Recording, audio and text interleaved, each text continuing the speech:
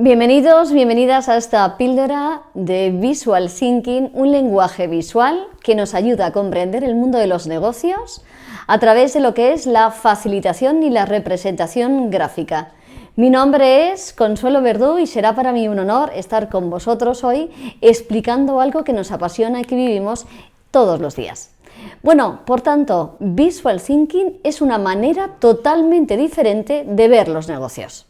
El Visual Thinking es, por tanto, una metodología, una herramienta que permite ordenar, que permite organizar ideas, que permite, por tanto, tener en cuenta cuáles son los contenidos que vamos a representar mediante textos, mediante dibujos y mensajes cortos. Es decir, se trata de un instrumento que sirve y tiene en cuenta todos los recursos visuales para acceder al conocimiento. Sí, muchas veces se asimila lo que es Visual Thinking a lo que es el mundo de los bocetos. Y el mundo de los bocetos, bueno, pues es, digamos, la primera interpretación a través de dibujos de cómo podemos aterrizar todo este maravilloso lenguaje. Por tanto, si tengo que hablar de Visual Thinking, diría que es algo parecido a un proceso de pensamiento y de colaboración que utiliza herramientas y métodos que elevan a las personas al máximo nivel de comprensión a través de algo que nos apasiona, que es la visualización. Fijaros, voy a hacer una mención y voy a comentaros un poquito de ciencia. ¿Sabéis que más del 75% de nuestras neuronas sensoriales están dedicadas al proceso visual? Toda la información que procesa nuestra mente tiene unos índices de retención mayor si son a través de dibujos.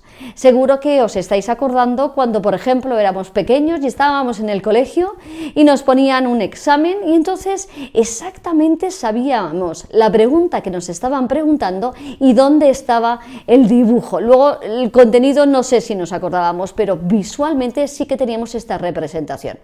Por lo cual, cuando nosotros hablamos de árbol, somos capaces de recordarlo mejor si en lugar de ver árbol escrito, vemos un dibujo que representa ese árbol.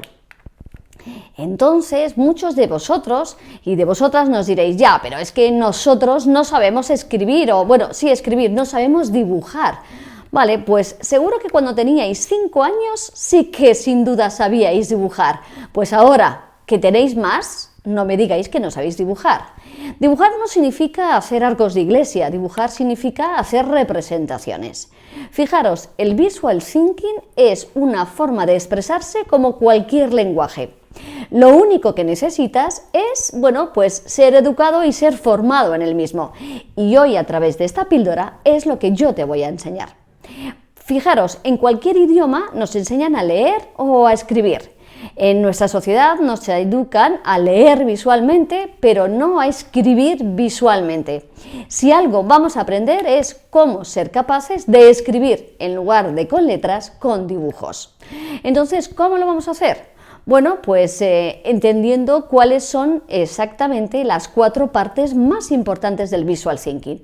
Empezamos a decir que donde antes en un lenguaje tenemos palabras, aquí hablamos de un concepto que se llama nodos. Cuando tenemos, por ejemplo, estilos, hablamos de lo que son aproximaciones. Y cuando hablamos de gramática, hablamos de lo que se denomina frameworks de trabajo. Entonces, fijaros, vamos a empezar por la fase más sencilla, que es el alfabeto. El alfabeto, fijaros que podemos tener puntos, podemos tener líneas, aquí a la derecha lo estáis viendo, podemos tener arcos, espirales, loops, círculos, óvalos, triángulos, cuadrados, polígonos, nubes.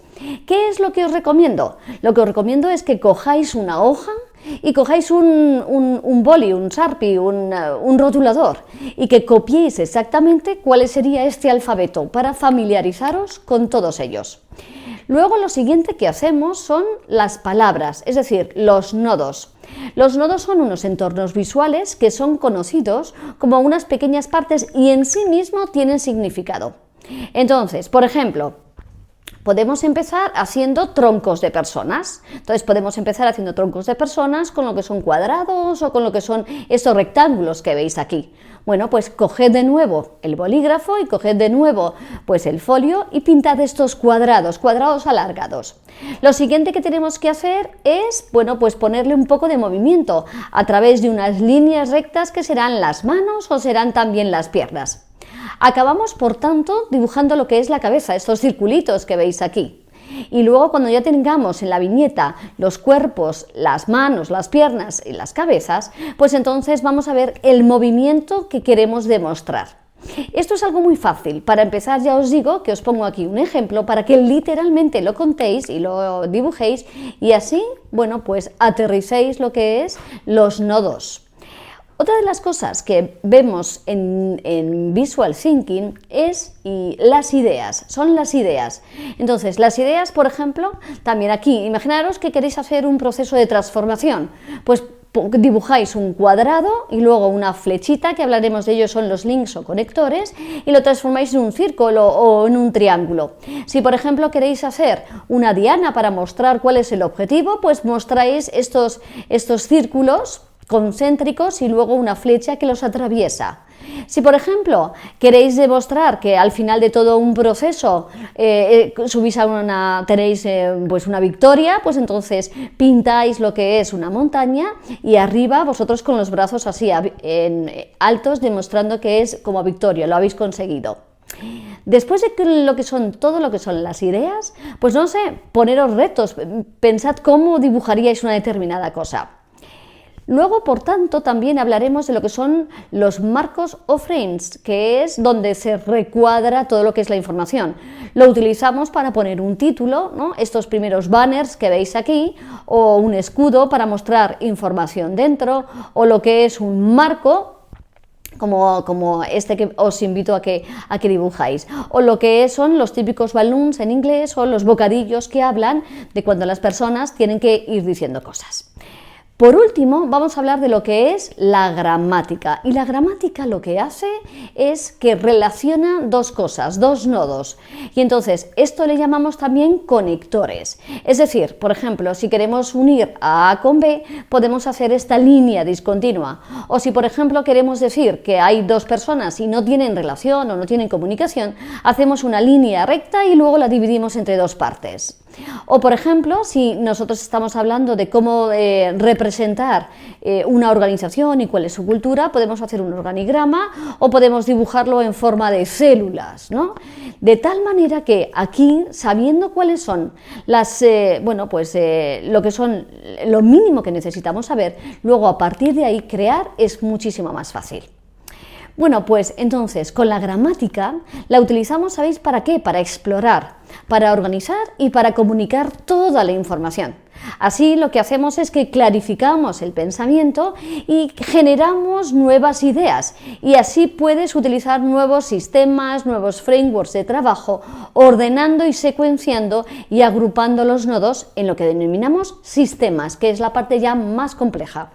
De tal manera que en Visual Thinking hemos ido de lo más pequeñito a lo más complejo, que son estos sistemas. Fijaros, podemos representar y hacer representaciones de sistemas neuronales, lo podemos hacer también a través de lo que son mapas, lo podemos hacer con la espina de pez de Ishikawa, lo veis aquí, causa-efecto. Lo más interesante es que exploremos qué es lo que queremos hacer con las diferentes sistemáticas y sistemas para hacer esta representación visual. El proceso es algo también muy interesante que en repetidas ocasiones hacemos en Visual Thinking. Fijaros, imaginaros que queremos demostrar, pues no sé, un modelo de negocio que sea circular, pues utilizamos esto, ¿no? Estos tres circulitos unidos por las flechas, ¿no? O por ejemplo queremos representar un mapa o queremos representar estos círculos, o incluso queremos hacer, por ejemplo, una metáfora utilizando cosas en la naturaleza, como por ejemplo estamos aquí viendo, ¿no? La mariposa que va, vuela, ¿no? Y entonces, ¿qué es lo más interesante? Que a través del Visual Thinking, a través de todos estos dibujos, podamos representar cosas complejas que sean verdaderamente entendibles. El visual thinking también nos lleva al mundo de las comparaciones. Fijaros, no es lo mismo una cosa que otra.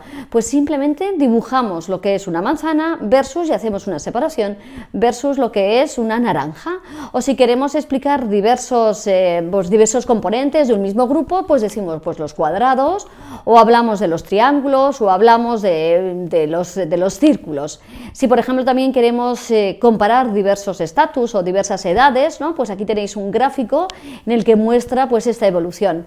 O luego algo que nos gusta mucho a los consultores, que son las matrices, la matriz de 2×2, ¿no? Aquí también una representación para decir en qué cuadrante vamos a englobar el resultado de una entrevista, por ejemplo, ¿no? O de una investigación. En todo caso, estas comparaciones sí que os vuelvo a decir que es interesante que las aterricéis y que luego poco a poco las vayamos integrando. Bueno, pues ya que hemos visto cuáles son las partes más importantes de lo que es el visual thinking, hablaremos ahora de los estilos. Entonces, normalmente cuando hacemos visual thinking tenemos en cuenta 3 tipos de estilos. El primer tipo de estilo es literal, es decir, lo que hacemos es que pintamos y dibujamos algo literal. En este caso es un storytelling que dibuja como una familia, por ejemplo, se está dando un paseo. Otro de los estilos tienen que ver con metáforas. Podemos hacer este storytelling también hablando de metáforas. En este caso, pues hablando de la naturaleza, como antes habíamos visto. Aquí a la derecha lo podéis ver. Y el último caso y el último estilo que tenemos es el sistema, se llama sistemático, y es que a través de bocetos, de simples grafos, somos capaces de explicar lo que queremos demostrar y lo que queremos favorecer en lo que es el conocimiento. Así que 3 tipos de estilos: el literal, el metafórico y el sistemático.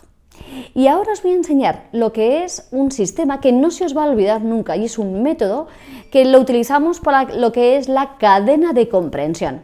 Y la cadena de comprensión es el método CEDAR. Fijaros, CEDAR viene de la C, que es cuando comunicas de forma clara a las personas, la C.